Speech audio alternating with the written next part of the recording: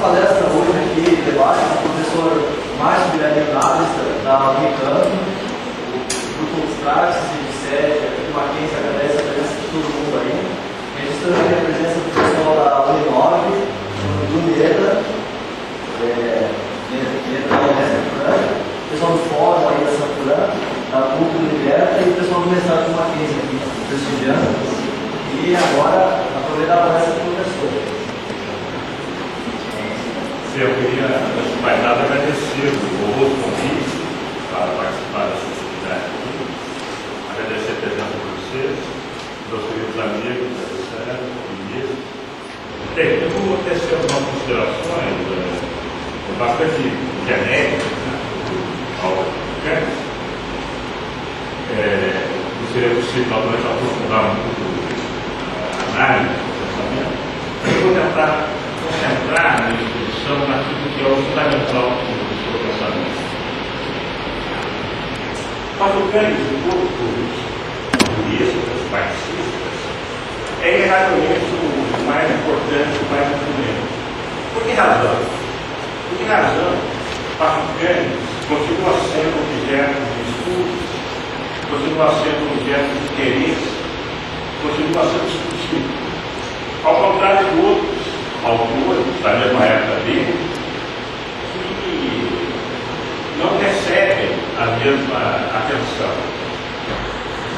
E já na época em que ele vivia, foi o único jurista soviético, em 29, traduzido para o alemão. Na época, a língua alemã era uma língua fluente, uma língua de cultura, e ele foi publicado na mais importante coleção de obras marxistas na época. O livro dele foi publicado nessa coleção do Festival de 29. Em 52 ele já recebe uma tradução para o inglês, antes de qualquer outro jurista soviético.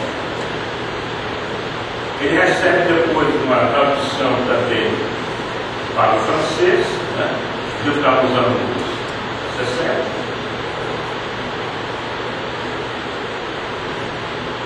Uma tradução para o japonês, também no após-guerra. Ele recebe ainda uma tradução para o iugoslavo, também depois da guerra. Ele recebe tradução para o espanhol, nos anos 70, para o português, nos anos 70. Mais duas traduções em inglês.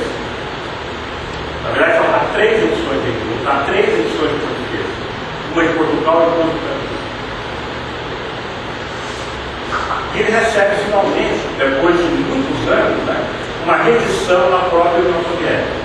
Como você sabe, com a morte dele, o assassinato dele, as obras do Pachucanes são proibidas. E o acesso a elas das bibliotecas é impossível. Ou os livros são recolhidos das bibliotecas, ou o acesso não é permitido. O que nós encontramos são, na verdade, críticos do Pachucanes. Ou aqueles que caminham com o Pachucanes até certo ponto, mas não aceitam a radicalidade teórica e política do seu pensamento. O Gerónimo era um reformista, como todo mundo do Partido Comunista. É um reformista. Veja que curioso, ele não conseguiu, apesar de reconhecer a superioridade teórica do Pachucanes, evitou o Stuttgart, que tinha uma teoria do direito mais adequada ao caminho do reformismo, mais adequada a uma estratégia.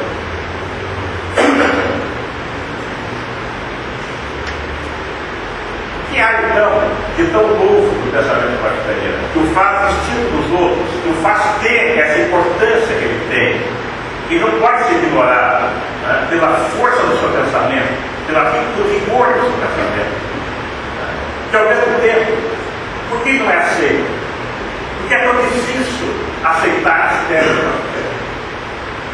É um paradoxo, Isso é um paradoxo. O paradoxo do Pachucanes é esse, É a principal figura, a principal expressão do pensamento político marxista. É o mais difundido, o mais discutido. que ao mesmo tempo ele é o mais recusado. Ele é o mais recusado. Ele é o autor, é o jurista, que é menos aceito pelos juristas participantes.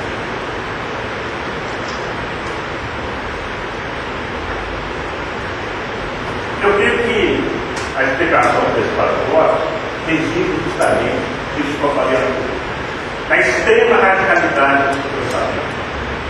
Para nós, que somos advogados, é muito difícil aceitar um pensamento que nega, né, o próprio direito, que é a substância, né, da nossa atividade, seja no campo da reflexão, seja no campo da prática do direito.